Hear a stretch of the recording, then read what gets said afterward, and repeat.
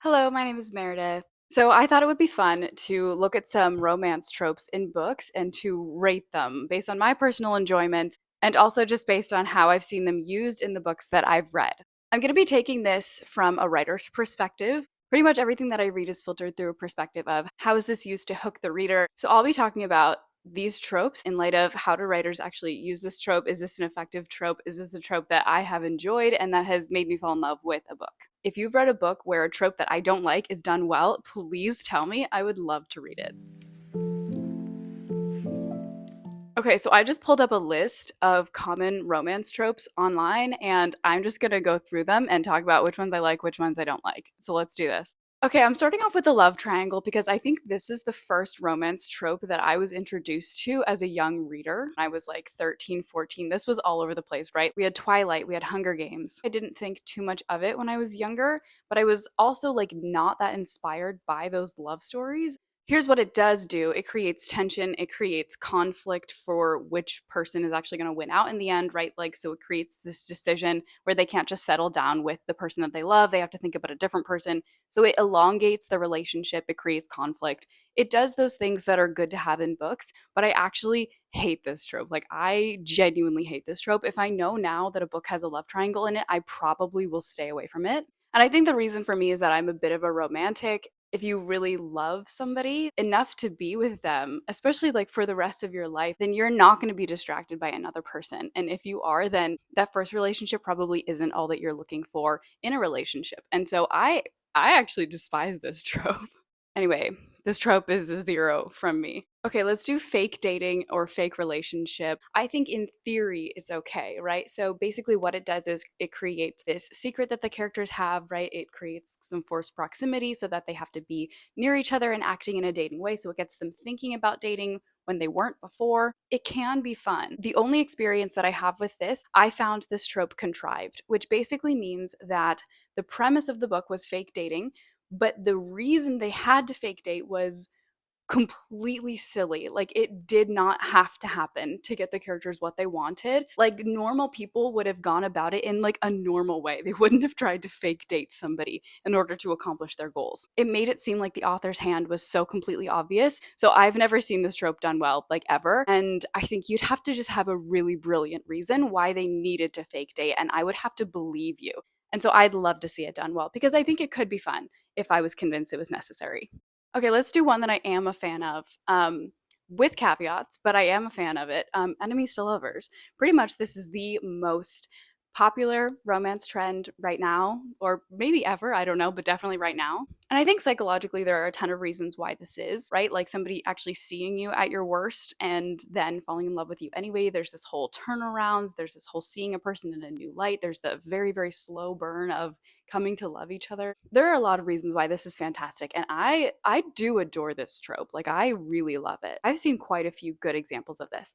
But here are my caveats for this. Before the enemies become lovers, I think there are limits to how far they can hate each other and what they can do to each other before that turns to love. If it goes too far, I really do feel like that can completely cheapen the love story, and it doesn't make me feel like they truly love the other person if they've actually hated who the other person really is. I think this trope works better when they're on opposite sides of a conflict. And so they're supposed to be enemies, they start out as enemies, and then they learn that they actually fall in love with the person underneath, like the labels or, the side. And I think you can just go overboard on the hate or the cruelty or the violence. And I think that that's a no from me.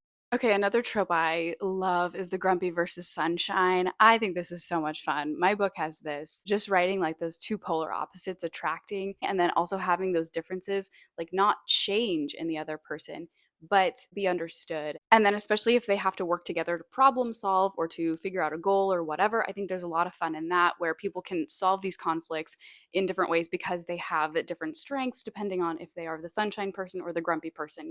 Maybe they're more straightforward if they're the grumpy person, or maybe they're more charismatic if they're the sunshine person. So I think that kind of opposites attracting, bringing different things to the table is really fun.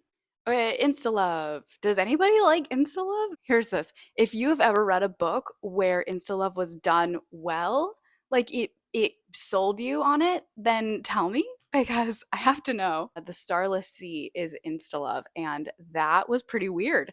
just like instantly I'm in love. I need this person in my life. This person is so important to me. Like I will die for this person. I will save the world for this person. And I'm like, cool it, dude. Like, have you even spoken to this other person? Yeah, I think Insta Love's pretty weird. And nobody's asking books to work how real life works, but we also want it to be relatable to our own experiences, and we want it to be something true and real that we see in the world and in our own lives. And I think Insta Love does not touch on that. Forced proximity. I think this is a fantastic trope. I love this trope. I think it's great. It creates tension, but it also creates the attraction of two people having to work together in a close space, or however this is working, right? Like you can have like a physical forced proximity, you can have like an emotional forced proximity. I don't know. Like they have to send letters to each other. I think with Reese and Farah at the end of Akatar, like having the mind connection thing, spoilery, I guess. Like it was kind of a forced proximity, but it wasn't physical. It was mental. They had like a mental forced proximity.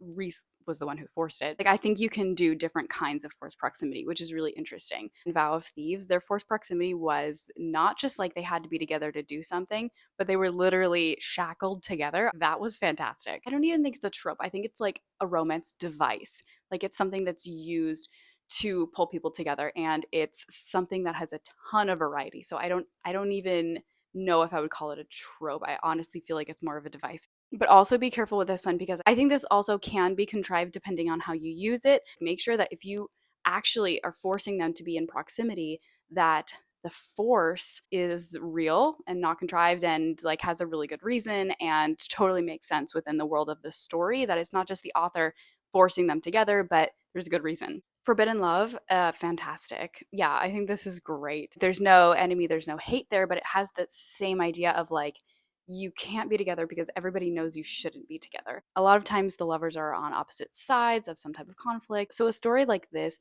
has a ton of tension, a crazy amount of conflict, and I mean, sometimes these can be tragedies. This is like a Romeo and Juliet story where they're not able to get together in the end. We love it if they can. I just think that there's a lot to this. There's a lot to explore. There's a lot of longing and kind of a bittersweetness to this kind of story that I really, really appreciate.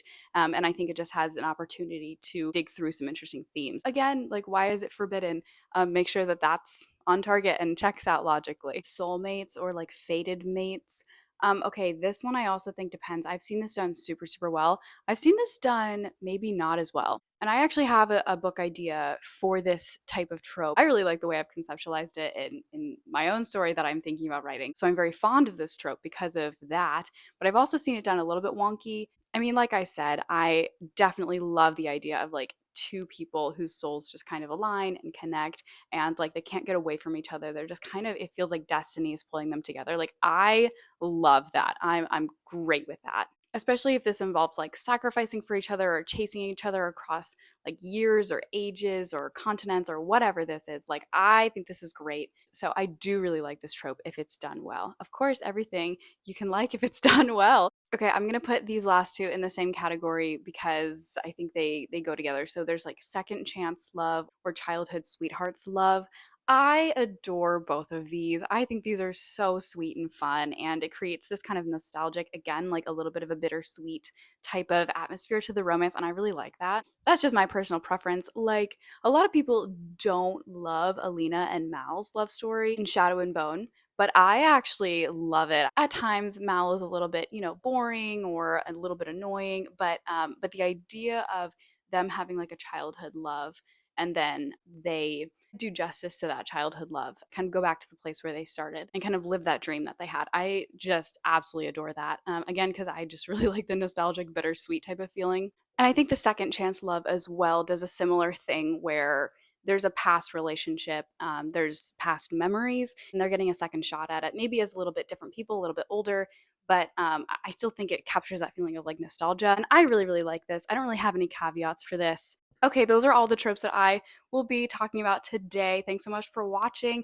If you disagree with any of these or want to have a conversation about them or have any examples of books that actually did the ones that I don't like, well, please let me know. Love to hear it. When you're writing these tropes in your books, just remember to do a logic check and make sure that it's not contrived and that it actually works within the world of your story. I feel like that's pretty much the main takeaway here is any of these tropes have to work internally with your story. So go forth and write romance logically and reasonably and well.